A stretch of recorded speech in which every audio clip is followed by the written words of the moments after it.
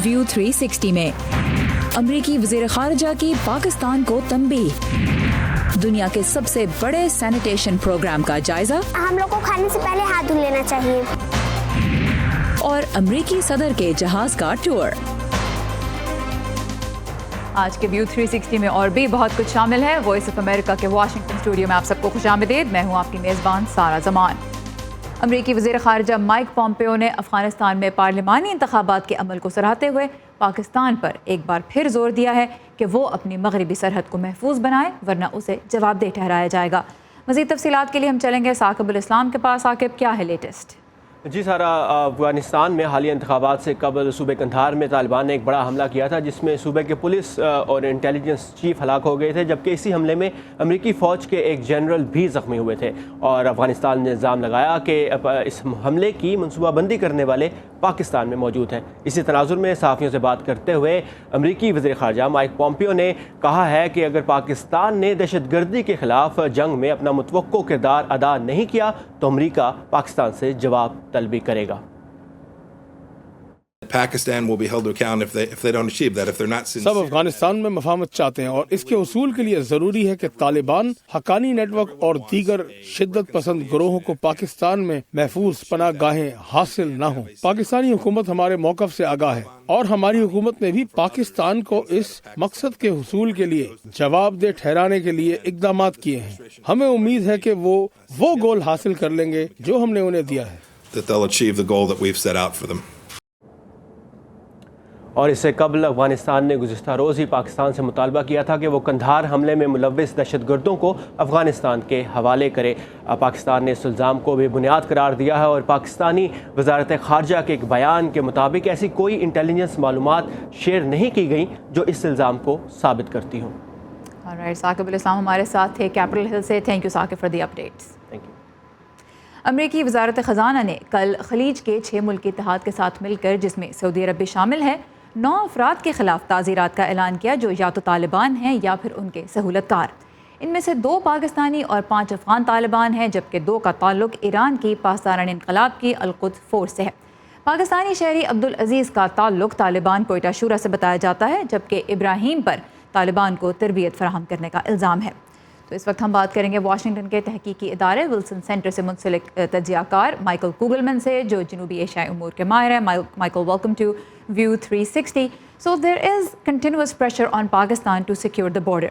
But the question also is, how satisfactory a job are the Afghan government troops and the international forces doing of securing that border and the larger landmass that is Afghanistan?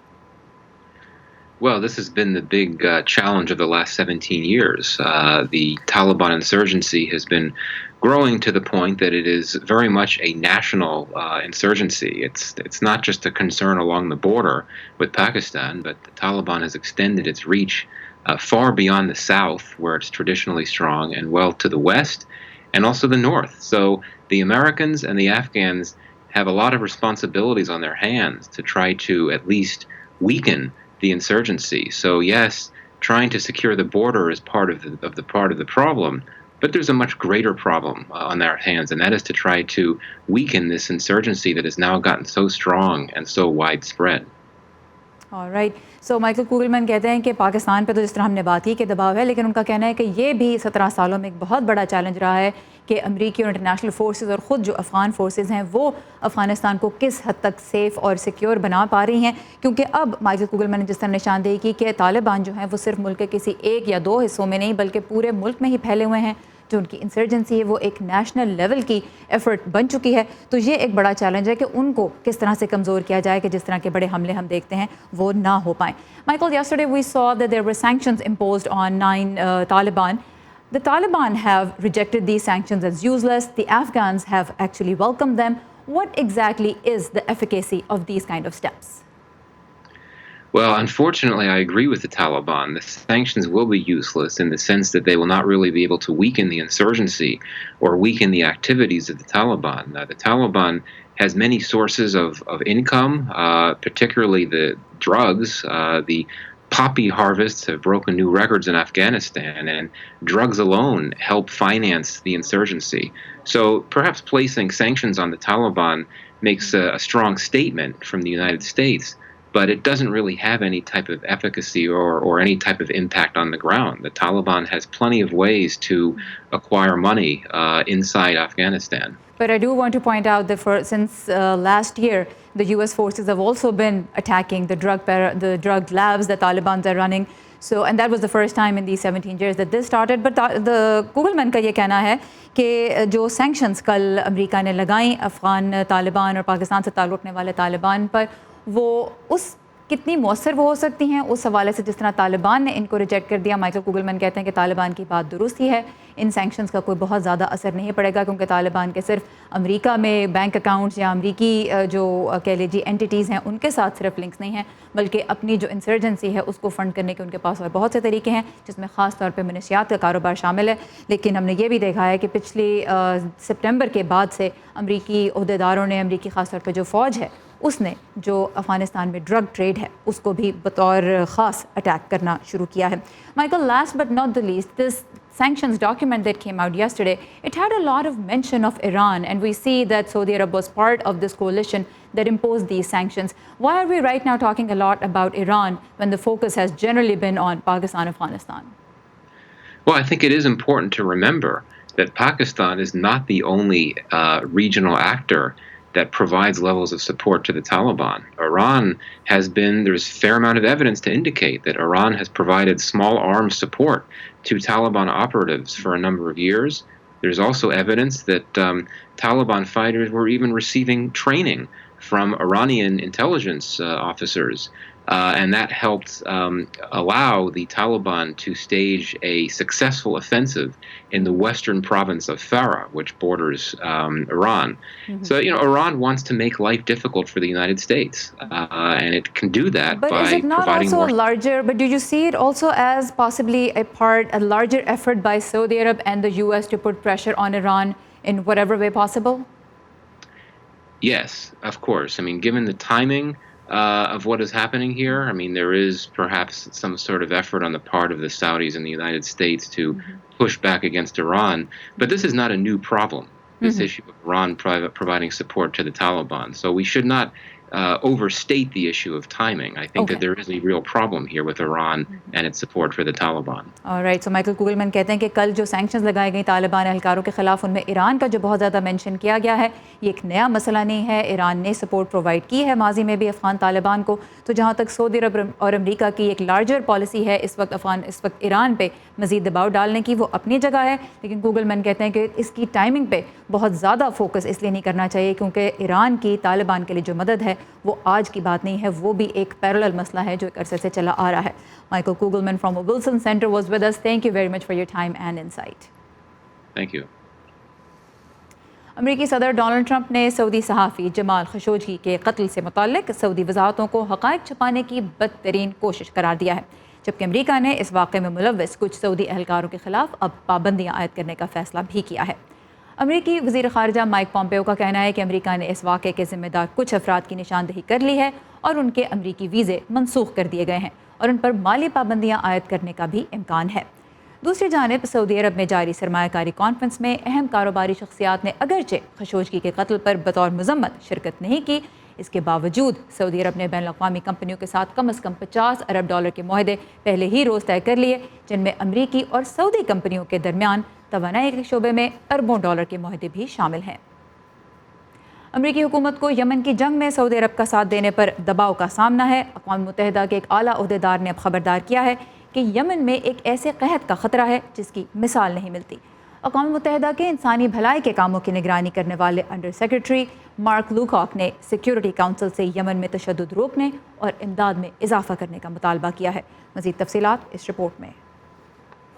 Bharat میں چلنے والے دنیا کے سب سے بڑے sanitation programme Swachh Bharat Abhiyan کا اثر دیکھنے کے لیے یونیسیف کی ایک ٹیم بھارتی ریاست یوپی کے شہر وارانسی پہنچی. وارانسی بھارتی وزیر اعظم نریندر مودی کی کانسٹیٹوئنسی ہے. یونیسیف کی ایگزیکٹو ڈائریکٹر ہینریٹا فورڈ نے یہیں کے ایک گاؤں کا رخ کیا. مسئلے کی وجہ سے ہم آپ کو یمن سے متعلق رپورٹ نہیں دکھا پائے، لیکن خبر آپ جانتے ہی ہیں کہ اقوام متحدہ سے اب یہ مطالبہ کیا جا رہا ہے سیکیورٹی کونسل کے سے کہ وہ یمن میں تشدد کو روکے، ورنہ ایک بہت برے قحط کا خدشہ ہے۔ اور دوسری جانب آج دنیا بھر میں پولیو کے خاتمے کا دن منایا جا رہا ہے۔ پاکستان، افغانستان اور نائجیریا میں اب بھی یہ وائرس پایا جاتا ہے، تو آج پولیو ڈے کی مناسبت سے کچھ خصوصی مضامین اور انٹرویوز کے لیے آئیے ہماری ویب سائٹ urduvoa.com پر۔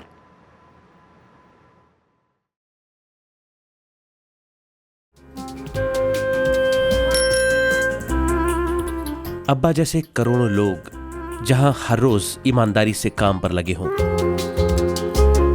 چاہے وہ دفتر میں ہوں یا کھیتوں میں، سڑکیں ہوں، بارڈرز، کھیل کا میدان یا کوئی انٹرنیشنل سٹیج، جب پاکستان کا نام روشن کرنے والوں کی کہانیاں کہنے کے لیے ہمارے پاس وقت کم پڑ جائے،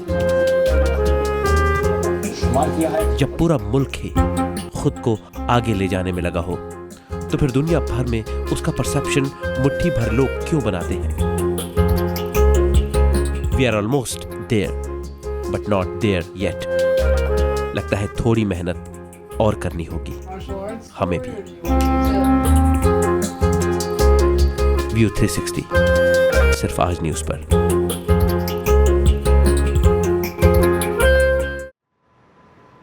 اس وقت وسطی امریکی ملکوں سے تقریباً 7,000 افراد پر مشتمل قافلہ جرائم پیشہ گروہوں اور معاشی بدحالی سے بچنے کے لیے امریکہ کی طرف بڑھ رہا ہے۔ ان لوگوں کی اکثریت کا تعلق ہانڈورس سے ہے، جو گواٹیمالا اور اس کے بعد میکسیکو کی سرحد کراس کر کے امریکہ تک پہنچنے کی کوشش کر رہے ہیں۔ ہزاروں کلومیٹر طویل سفر بچے اور بڑے کہیں پیدل، کہیں تیر کر اور کہیں لفٹ لے کر رہے ہیں۔ صدر ٹرمپ اس قافلے کو ملکی سلامتی کے لیے خطرہ قرار دے چکے ہیں، لیکن ناقدین کا کہنا ہے کہ صدر جان بوجھ کر 6 نومبر کے وسط مدتی انتخابات سے پہلے ایک بڑا سیاسی ایشو بنانے کی کوشش کر رہے ہیں۔ تفصیلات دیکھتے ہیں اس رپورٹ میں۔ حال ہی میں ہزاروں کی تعداد میں لوگ باڑیں توڑتے ہوئے وسطی امریکہ کے ملک گواٹیمالا کی سرحد عبور کر کے میکسیکو پہنچے ہیں۔ شمالی امریکہ کے ملک میکسیکو کی سرحد امریکہ سے جڑی ہے۔ ان میں سے اکثر افراد وسطی امریکہ ہی میں واقع ایک اور ملک ہانڈورس کے ہیں اور غربت اور تشدد سے بھاگ کر شمالی امریکہ میں سیاسی پناہ لینے کی امید رکھتے ہیں۔ صدر ٹرمپ نے تارکین کے ان قافلوں کو امریکی سالمیت کے لیے خطرہ قرار دیتے ہوئے میکسیکو کو دھمکی دی ہے کہ اگر ان افراد کو نہ روکا گیا تو اس کی امداد ختم کرنے کے علاوہ فوجی کارروائی کرتے ہوئے اس کی سرحد کو بھی بند کر دیا جائے گا۔ ادھر امریکہ میں نصف مدتی انتخابات سے محض چند ہفتے قبل تارکین وطن کے قافلے کے امریکہ کی جانب رواں دوا ہونے کی خبر امریکی صدر ڈونلڈ ٹرمپ کی سخت گیر امیگریشن پالیسیوں کے حامی افراد کے لیے کسی سیاسی تحفے سے کم نہیں۔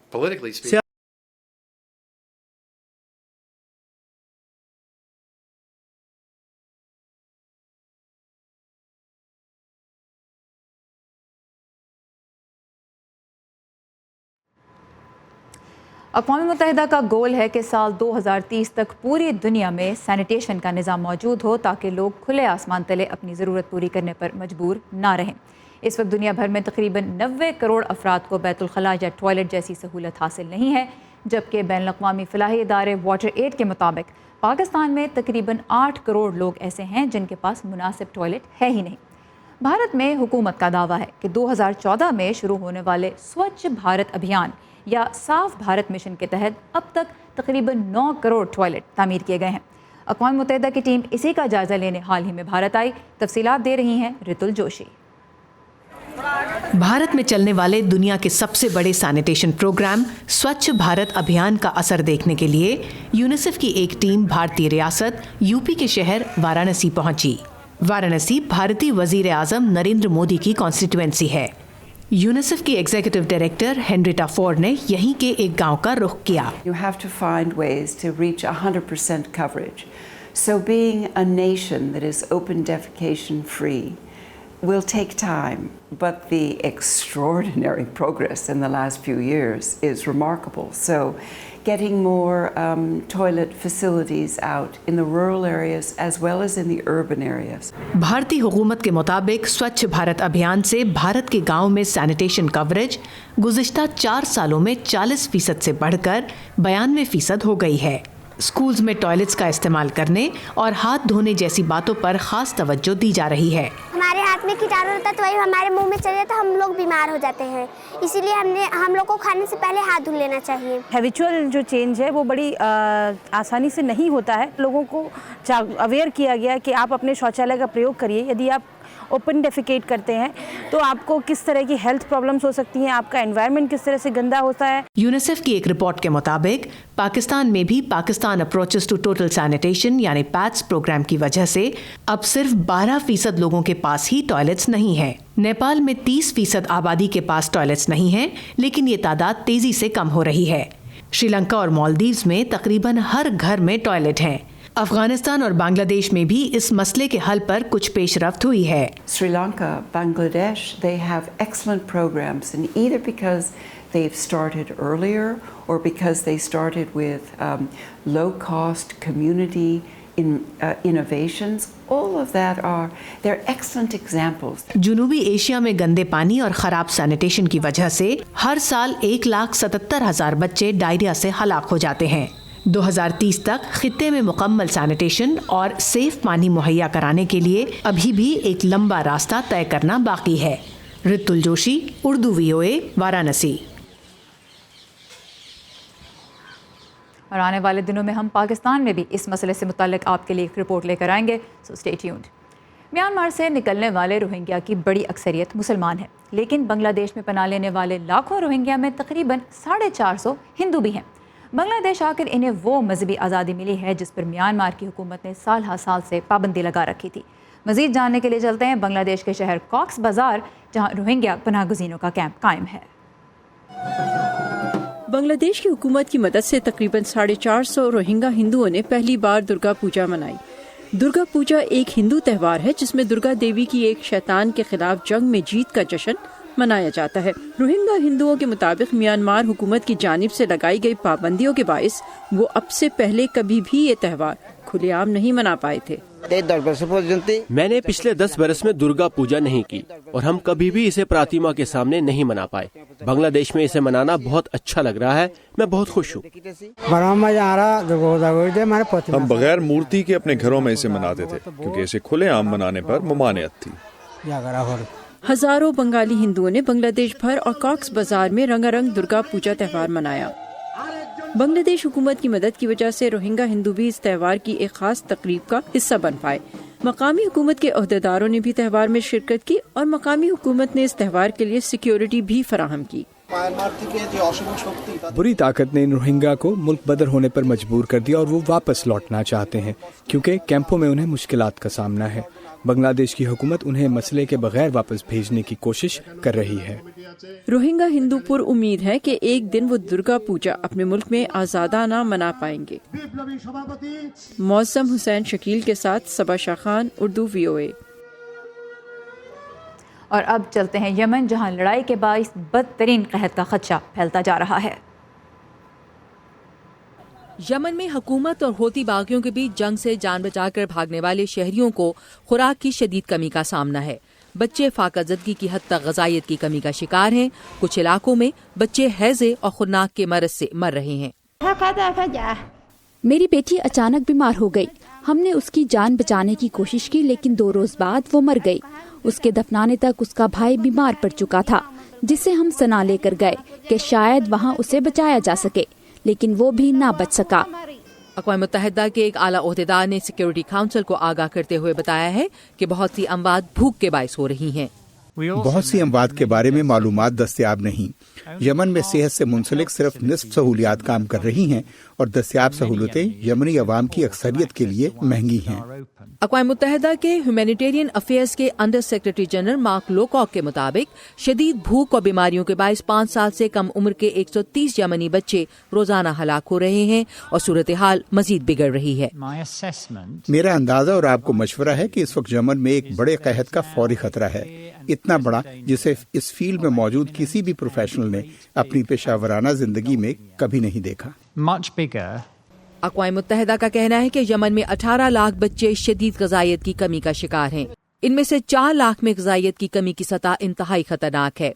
मार्क लोकॉक के मुताबिक जंग न रुकने की सूरत में तमाम आबादी फाकाजदगी का शिकार हो सकती है, क्योंकि ग़िज़ाई इमदाद 3 करोड़ यमनी आवाम की ग़िज़ाई क़िल्लत दूर नहीं कर सकती।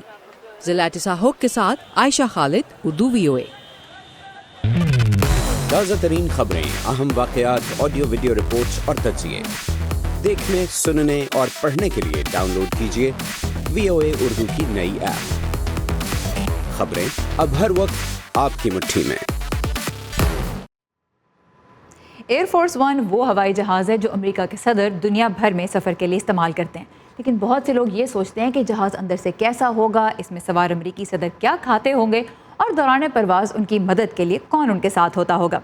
वेल, इन सब का जवाब आपको मिलेगा आज एयरफोर्स वन के इस टूर में। आमतौर पर हवाई जहाज को सिर्फ नकलो हमल का एक जरिया समझा जाता है, लेकिन एयरफोर्स वन अमरीकी सदर के लिए एक दफ्तर भी है और घर से दूर एक घर भी।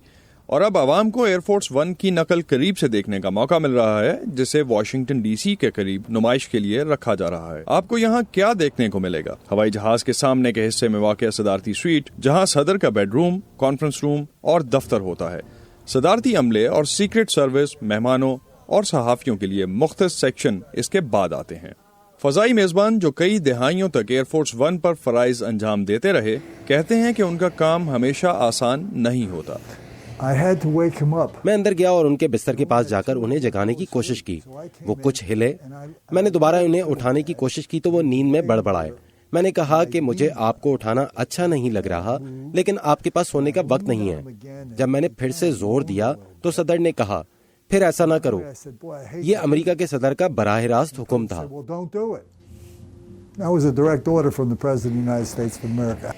फ़ज़ाई अमले के पास अमरीकी सदूर से मुतालिक बहुत दिलचस्प कहानियां हैं। सदर जॉर्ज H.W. बुश, जो कि 1989 से 1993 तक सदर थे, उन्हें एक सब्जी नापसंद थी जिसका इल्म फ़ज़ाई मेज़बानों को था। सदर बुश सब कुछ ही खाते थे। उनकी खाने में खास तरजीहात नहीं थी, बस सिर्फ एक ब्रोकली थी जो उन्हें नापसंद थी। लिहाजा हम ये यकीनी बनाते थे कि खाने में ब्रोकली ना हो। बेकी श्लूज एयरफोर्स वन के कैबिन अमले की पहली खातून रुकन थी। वो कहती हैं कि उन्हें सदर रोनाल्ड रेगन ने एयरफोर्स वन में हमेशा अच्छा महसूस करवाया। मुझे याद है जब मैंने एयरफोर्स वन ज्वाइन किया, ये मेरी सदर रेगन के साथ पहली सरकारी तस्वीर है और वो जानते थे कि मैं एयरफोर्स वन के अमले में शामिल पहली खातून थी। उन्होंने मेरे कंधे पर हाथ रखा और कहा, बेकी, हम सब एक ही तरह अपनी पतलून पहनते हैं, पहले एक टांग और फिर दूसरी। क्या बेहतरीन तरीका था अपने अमले से मुतारिफ होने का। एयरफोर्स वन के नाम के हवाले से ख्याल किया जाता है कि सदर आइजनहावर के दौर में एक मुहतात पायलट ने उसे ये नाम दिया ताकि मुख्तलिफ तैयारों के बारे में बात करते हुए कोई गलत फहमी ना हो जाए। नस्तासिया ओमन के साथ असदुल्ला खालिद, उर्दू VOA। यानी सदर बिल क्लिंटन को अपनी नींद बहुत प्यारी थी। इसी के साथ ख़त्म होता है हमारा आज का व्यू 360। आपकी फीडबैक का हमें इंतज़ार रहेगा। इसके लिए आइए facebook.com/VOA उर्दू के पेज पर और ताज़ा तरीन खबरों के लिए लॉग ऑन कीजिए urduvoa.com पर। सारा ज़मान को अब इजाज़त दीजिए। खुदा हाफ़िज़।